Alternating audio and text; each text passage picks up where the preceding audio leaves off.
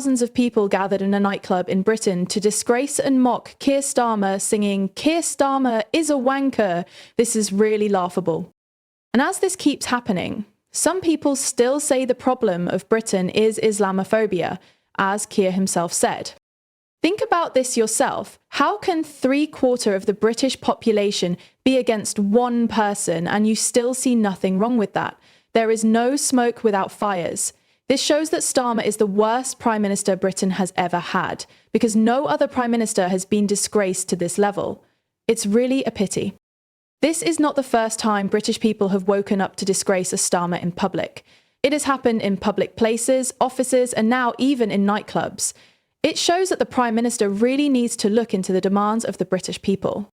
Before, this is what happened. What do we want? Starmer! When do we want it? Now! What do we want? Starmer!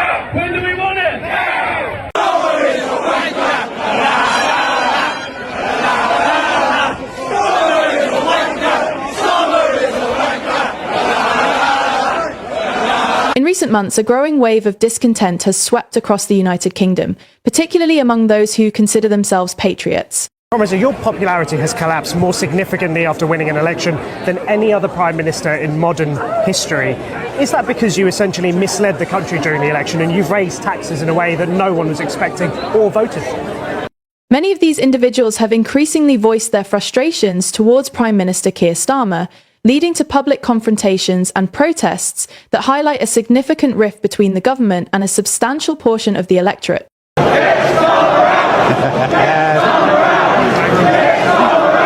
Get Starmer out!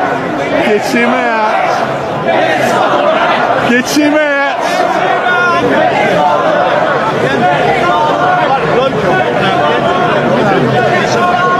This video explores the various instances where Prime Minister Keir Starmer has been openly disgraced by the UK, citizens calling him traitor.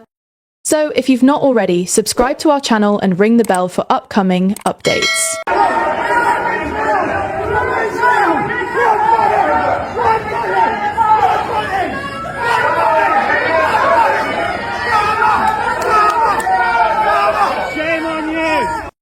The frustrations of UK patriots have manifested in increasingly vocal public confrontations.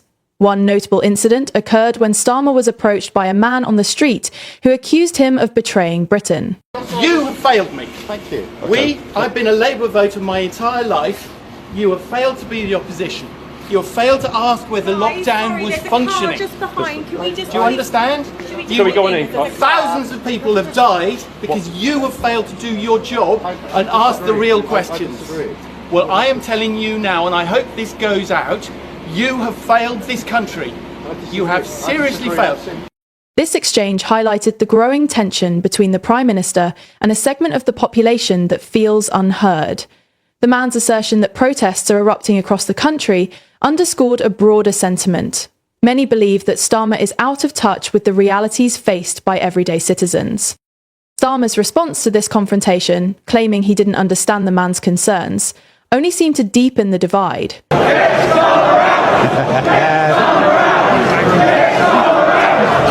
Starmer out! Such interactions signal a troubling trend for his administration, as they reveal a leader increasingly isolated from the electorate. When citizens feel compelled to publicly disgrace their Prime Minister, it raises serious questions about his ability to govern effectively and maintain public support. Another significant moment occurred when a group of British patriots confronted Starmer as he exited Parliament, branding him a traitor.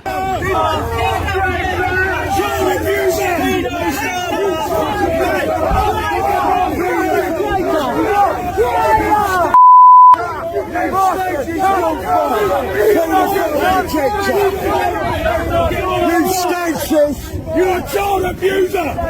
You child abuser! This incident is emblematic of a broader wave of dissatisfaction that permeates the UK. Reports suggest that approximately 3/4 of the population is unhappy with Starmer's leadership, with many calling for his resignation. Your popularity has collapsed more significantly after winning an election than any other Prime Minister in modern history. Is that because you essentially misled the country during the election and you've raised taxes in a way that no one was expecting or voted for?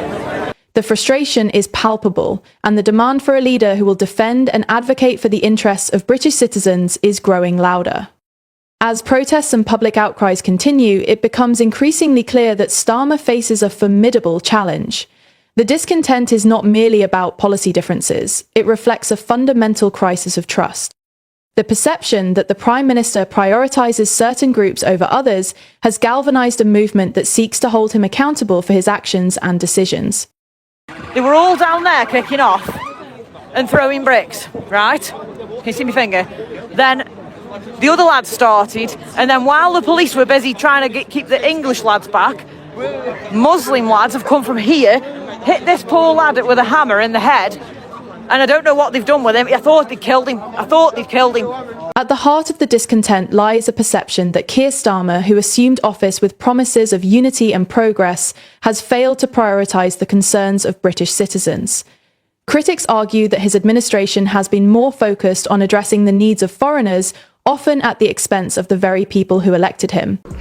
Has been driven by the need to respond to both these tragedies, to stand by the right to self-defence of any nation which suffers terrorism on this scale, alongside the basic human rights of innocent Palestinians caught once again in the crossfire. This sentiment has fueled accusations that Starmer is operating a two-tier system, where the grievances of UK patriots are overlooked or dismissed in favour of those from other communities. This perceived neglect has not gone unnoticed.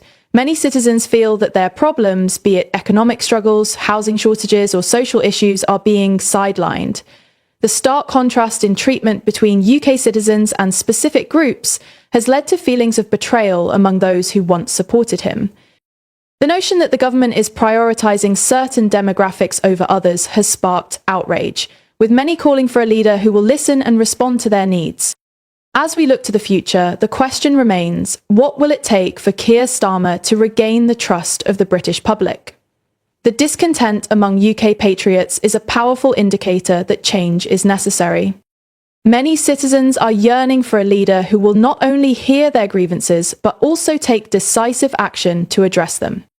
The growing frustration with Starmer's leadership reflects a broader trend in politics, where leaders are increasingly judged not only by their policies, but by their ability to connect with the people they serve. As public confrontations become more frequent, it is imperative for Starmer to re-evaluate his approach and prioritise the needs of his constituents. In conclusion, the rising tide of discontent among UK patriots serves as a wake-up call for Prime Minister Keir Starmer. To navigate these turbulent waters, he must seek to bridge the gap between his administration and the people, ensuring that their voices are not only heard, but also acted upon. If he fails to do so, the calls for change may only grow louder, echoing through the streets of Britain as a reminder that the government must truly serve its citizens. We inherited a very badly damaged economy. We audited the books and found £22 billion missing. We've had to do the responsible thing, which is to stabilise the economy, to make sure we're putting the investment in for the future. That's what matters to me. And the outcomes are what matters. 40,000 extra appointments each and every week to bring the waiting list down. Making sure we've got the right teachers in the right numbers in our schools so every child can go as far as their talents will take them. And making sure that we've got houses that are affordable for everybody across the country. That's what I came into politics to do. That's what I wake up every day and drives me to take decisions we do. I promise people feel blindsided by this. That's the issue. None of this was in the manifesto. We've made the choices and put those choices before the country in our budgets. And I think the vast majority of people are going to say, if this is going to improve the NHS, if we're going to make